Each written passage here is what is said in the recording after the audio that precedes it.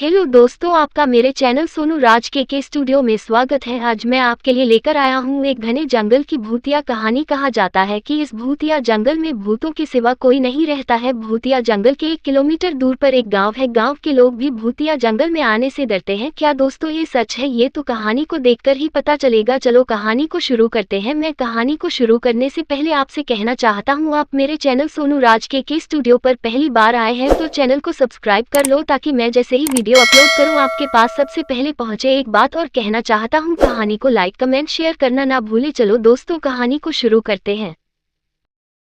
एक गांव के किनारे पर एक घना जंगल था जिसका नाम था भूतिया जंगल। जंगल के अंदर का रास्ता इतना भयानक था कि सूरज की रोशनी भी वहां तक नहीं पहुंच पाती थी।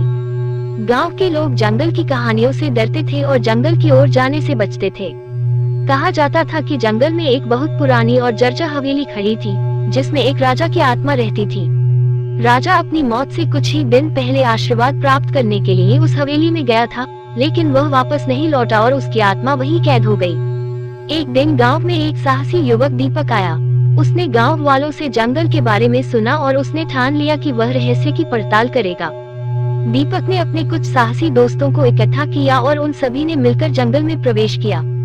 जंगल में प्रवेश करते ही उन्हें भयानक आवाजें सुनाई देने लगी। पेड़ों के पत्ते सरसराने लगे और ठंडी हवा उनके कानों में फुसफुसाने लगी। दीपक और उसके दोस्तों ने हिम्मत जुटाई और आगे बढ़ते रहे। रात होते होते वे हवेली तक पहुंच गए। हवेली से एक अजीब सी रोशनी निकल रही थी। उस रोशनी को देखकर वे सभी समझ गए कि यहाँ कुछ अलौकिक है। उन्होंने हवेली के अंदर कदम रखा और देखा कि हवेली के अंदर का दृश्य किसी रोशन महफिल की तरह था। हवेली के मध्य भाग में एक बड़ा हॉल था जहां राजा की आत्मा को शांति पाने के लिए पूजा की जाती थी। दीपक ने देखा कि हॉल के बीच में एक पवित्र अग्नि जल रही थी और उसके चारों ओर अदृश्य ताकतें थीं।